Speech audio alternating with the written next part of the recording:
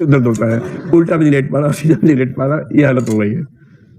तो भय चीज है ना एक, तो भय की वजह से लोग अपने एटीट्यूड्स के विपरीत व्यवहार करते हैं। दूसरा ये है। तीसरा हो सकता है वैल्यूज, यानी कि मूल्य।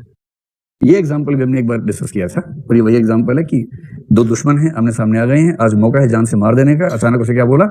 तुम्हारी मम्मी कहती थी कि कितना भी बुरा व्यक्ति हो, यदि कोई तुम्हारे सामने भीख मांगे तो उसको माफ कर देना चाहिए। तुम्हारी ही परंपरा, तुम्हें दुहाई दे रहा हूं, रघुकुल रीत तुम्हारी है, बताओ न्याय करोगे या नहीं करोगे? आप सोचेंगे अरे यार इतनी बड़ी बड़ी बात कह रहा है। तो आपके ही मूल्य, आपके ही एटीट्यूड के बीच में आ गए, और इस वजह से आप विरोध नहीं कर पाएंगे। और इस वजह से कहते हैं कि वैल्यू सिस्टम भी एटीट्यूड्स और बिहेवियर के लिंक को कमजोर कर सकता है। इसके ना 50 एग्जाम्पल हो सकते हैं, आप बस घर जाके थोड़ा सोचिए इसका कौन सा और एग्जाम्पल हो सकता है। ऐसी 50 चीजें हो सकती हैं। इसका जो आपके सामने आएगा आगे चल के ना, अभी आप जैसे जेंडर इक्वालिटी खूब पढ़ लिया यहाँ पर, या पढ़ते होंगे, सोशल इश्यूज पढ़ते होंगे कि पुरुष महिला में बराबरी होनी चाहिए और वो सब चीजें होनी चाहिए, ठीक है, पढ़ तो लिया। अब चेतन वैसा का वैसा है जो बचपन से बना है। देखते देखते जब आपका शादी ब्याह हो जाएगा तो आपकी पत्नी या पति जो भी होगा, तो जो पत्नी होगी वो बार बार अपने अधिकारों का दावा करेगी कि भाई तुमने जीएस तो बड़ा अच्छे से पढ़ा था, सोशल जस्टिस वस्टिस एथिक्स में टॉप करते थे, और उसमें लिखा था कि बराबरी होनी चाहिए, तो चाय फिर मैं रोज मैं ही क्यों बनाऊं? चाय बारी बारी बनाएंगे, सोम तुम्हारा, मंगल मेरा, बुध तुम्हारा, बृहस्पति मेरा, इस तरह से बनाएंगे।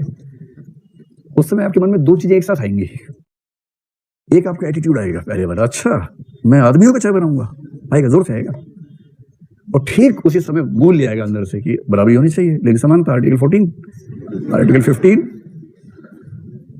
और फिर आप पाएंगे कि आप गुस्से का जो घूंट होगा ना, उसको पी जाएंगे, और फिर आप चाय बना के ले आएंगे। वैल्यू समझ में आ गया आप लोगों को? कैसे वैल्यू बीच में आती है, तो एटीट्यूड बिहेवियर लिंक कैसे टूट जाता है, ठीक है। चौथी चीज हो सकती है पर्सनैलिटी। पर्सनैलिटी यानी कि व्यक्तित्व। किसी व्यक्ति का व्यक्तित्व भी एक फैक्टर होता है कि एटीट्यूड और बिहेवियर का लिंक कितना मजबूत होगा या कितना कमजोर होगा। देखो व्यक्ति होते हैं वही तीन तरह के, एक होते हैं दबंग टाइप के, और दबंग को इंग्लिश में क्या बोलते हैं? DABANGG। डबल जी होता है, सिंगल जी में सलमान खान पूरा नहीं आता है, डबल जी लगाना पड़ता है तब बनता है। दबंग के लिए डोमिनेटिंग। इसका ठीक विपरीत होता है दब्बू। दब्बू वो है जो बार बार सोचता है सवाल पूछ लूं क्लास में, फिर छोड़ो यार मर जाएंगे, क्या पूछना है। तो बताओ दबंग कौन होता है?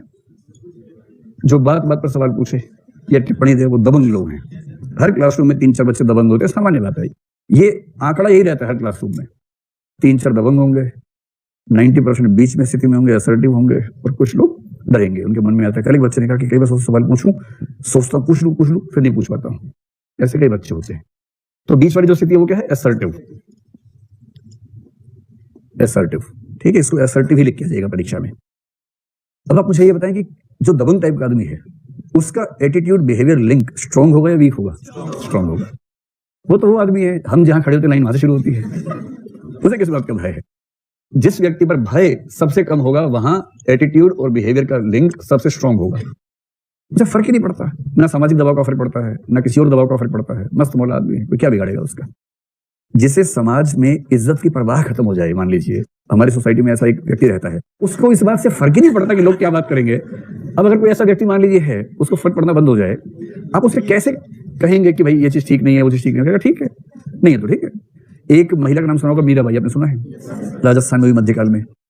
तो मीराबाई अपने लास्ट फेज में उस तरह की हो गई थी, दबंग टाइप की। तो एक बहुत रोचक एग्जाम्पल में, वो सड़क पे जा रही थी, उसके कपड़े ठीक नहीं थे उसकी बॉडी पर, तो किसी ने कहा कि भाई थोड़ा कपड़े ठीक से पहना करो। तो मीरा ने क्या जवाब दिया?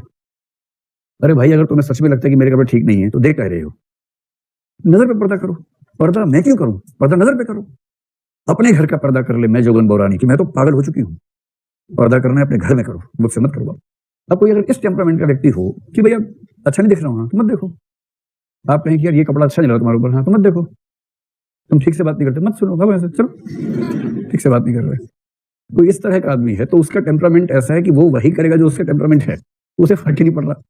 और जो सबमिसिव व्यक्ति होता है वो बेचारा हर काम करने से पहले 4 बार तस्दीक कर लेता है कि सब ठीक रहेगा कि नहीं रहेगा, कि भैया चले जाएं क्या, भैया चले जाएं, भैया फिल्म देख लें, भैया बुरा तो नहीं मानेंगे, भैया भैया कह मैं क्यों बुरा मानूं, नहीं भैया कहीं बुरा मान जाए, चले जाए भैया। हर हॉस्टल में 2-3 पीस ऐसे होते हैं, हर बात भैया ऐसा कर लें, भैया ऐसा कर लें। तो जो सबमिसिव है उसको कोई जरा भी दबाव डालेगा तो वो अपने एटीट्यूड के विरुद्ध काम करेगा, उसका बिहेवियर का लिंक कमजोर हो जाएगा। समझ गया पूरी बात? तो व्यक्ति का व्यक्तित्व भी इस बात से मतलब एक कारक होता है कि किसी व्यक्ति के एटीट्यूड्स और बिहेवियर का लिंक कितना स्ट्रांग होगा या कितना वीक होगा। ये पहली बात हो गई। ये हो गया सिचुएशनल कंस्ट्रेंट्स। सिचुएशन में हमने व्यक्तित्व को भी एक सिचुएशन रख लिया कि व्यक्तित्व भी अपने आप में स्थिति है ना, कि किसी का व्यक्तित्व स्थितियों से टकराने में कितना सहज है। किसी का जीवन समतल नहीं होता। ध्यान रखिए, आपकी जिंदगी में कभी ना कभी पहाड़ की तरह स्थिति आने वाली है। वहां पता लगेगा कि आपका व्यक्तित्व उन स्थितियों को झेलने में कितना सक्षम है। और अगर वह टूट जाते हैं तो इसका मतलब है कि कमजोर है। और यदि मुश्किल स्थितियां झेलते हैं तो इसका मतलब है कि क्या है, दम है। तो दम आपने तो हाँ जिगरा है।